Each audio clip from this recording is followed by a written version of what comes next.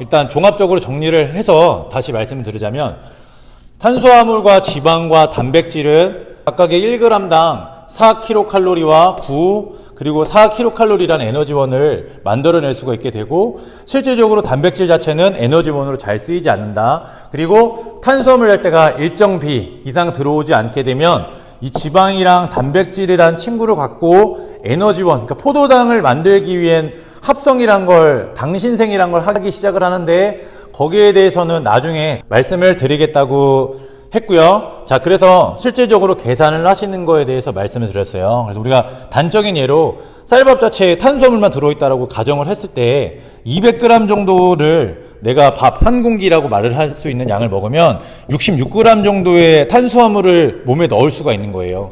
그래서 200g의 밥을 먹어봤자 결론적으로 내 몸에 66g이 들어온다. 나머지는 다 똥으로 나간다고 해도 뭐 과언이 아닐 것 같습니다. 예, 저는 그냥 그렇게 단순하게 좀 얘기를 해주고 싶어요. 그래서 이 66g의 탄수화물 자체는 결론적으로는 g당 4kcal라는 에너지를 낸다고 말씀드렸고, 그래서 264kcal 정도를 낸다. 그리고 단백질은 100g 정도를 먹었을 때 닭가슴살을 예를 들면 뭐 다 다를 수 있겠어요. 근데 저는 20g으로 그냥 적었다고 말씀드렸습니다. 그럼 20g의 양을 먹었을 때는 2 곱하기 4kcal 똑같이요. 그러면 약 80 정도가 들어온다고 말씀드렸고, 왜 다이어트를 시작하거나 그러려고 했을 때 왜 단백질을 많이 먹어야 되냐라고 했을 때 첫 번째 답 하나를 드릴 수가 있는 게 같은 양, 단위라는 거에 있습니다. 정해진 양이라고 말씀드렸어요. 200g 같은 단위의 음식을 섭취했을 때 결론적으로 단백질은 160kcal를 칼로리 밖에 에너지를 생성하지 못해요. 하지만 똑같은 포만감 200g은 주게 될 거고, 탄수화물, 쌀밥 같은 경우는 264. 그러니까 보통 한 100kcal 정도의 에너지 양을 낮춰서 먹을 수 있다고 말씀드릴 수 있는 거예요.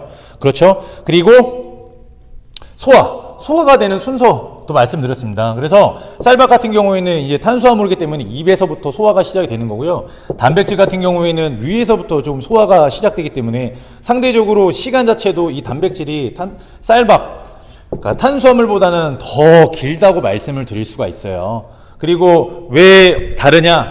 이거는 이 pH, 우리 몸에서 소화에 필요한 효소가 활성화가 잘 되는 산성도라는 것들이 정해져 있기 때문에 pH에 따라서 나눠진다고 조금 말씀을 드렸고요.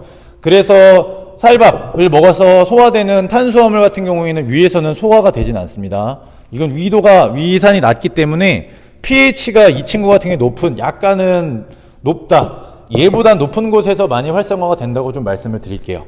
자, 그리고 이걸 그대로 가져오셔가지고요. 이제 그러면 내가 똑같은 칼로리를 먹었을 때의 비율을 어떻게 설정을 해줄 거냐라는 이제 과제 같은 걸 좀 던져줬을 때 다이어트를 하기 위해서는 기본적으로 이렇게 탄수화물과 단백질과 지방이라는 걸 약 한 3대 5대 2 정도로만 나타내줘라 라고 조금 말씀을 드렸고요.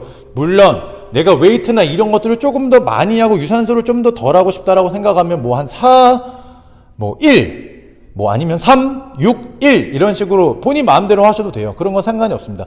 그냥 기준 정도, 제가 생각하는 정도, 무난하게 하는 정도로 좀 말씀을 드린 거고요. 그래서 만약에 2000kcal로 시작을 한다고 생각했을 때 탄수화물의 총량, 결론적으로는 이 합산이 10이라는 전제 조건을 저희가, 그러니까 어떻게 보면 100%인데요. 100% 중에 30%, 50%, 20%로 가져가시는 거예요. 그래서 2000kcal의 30%라고 나타낼 수 있는 양이 600kcal가 되고요. 이 600kcal를 탄수화물로 가져가시는 거예요. 그래서 다시 여기로 조금 넘겨주시게 되시면 저희가 아까 200g의 쌀밥, 공깃밥 하나를 먹었을 때 264kcal가 된다고 말씀드렸잖아요. 그러면 공깃밥 2공기 400g 정도를 먹었을 때 여기서 지금 나타내는 양이 528kcal가 되는 겁니다. 죄송합니다. 그래서 그럼 나머지 72kcal를 더 섭취할 수 있어요 라고도 말씀을 드릴 수 있잖아요. 그거 그대로 그냥 이걸로 이 kcal로 나눠주시면 돼요. 그러면 추가적으로 탄수화물의 18g 정도를 더 흡수를 하실 수가 있다는 얘기입니다. 결론적으로 흡수량이니까요. 그러면 이것을 여기다가 조금 더 대입을 해주실 필요가 있어요 라고 말씀드리고 싶어요. 그러니까 나눠드릴게요. 그냥 100g에 33g 정도를 섭취를 할 수 있다고 말씀을 드릴 수가 있겠죠. 만약에 나누게 되면. 그러면 50g 정도의 얼마가 되나요, 지금? 10 한 6점 뭐 땡땡땡땡땡땡 이런 식으로 가겠죠. 그죠? 비슷할 거예요. 그러면 밥 2공기와 밥 4분의 1공기를 더 드실 수 있으신 거예요. 너무 그런 거에 연연하지 마세요. 저 그냥 중간중간 따따따 끊어서 말씀을 드린 것 뿐입니다. 그래서 정확히 600kcal 정도를 먹을 거면 쌀밥으로 따졌을 때 쌀밥 2공기 플러스 4분의 1공기 정도가 되실 거예요. 네. 그리고 그 다음에 이제 단백질로 넘어가면 단백질은 결론적으로 50%에 대한 양을 지금 흡수하라고 말을 했잖아요. 그러면 1000kcal가 단백질로 들어오셔야 되는 거예요. 그럼 다시 여기로 넘어가 보겠습니다. 100g을 먹었을 때 20g 정도가 몸에 흡수가 된다고 했고 결론적으로 이게 80kcal다. 그래서 100g을 먹었을 땐 80kcal 정도의 에너지가 몸에 들어온다 라고 생각을 해주실 필요가 있고요. 그 10배 1000g 그러니까 1kg 정도가 그럼 먹게 되면 결론적으로는 제가 800kcal의 에너지를 몸에다 집어넣는 거예요.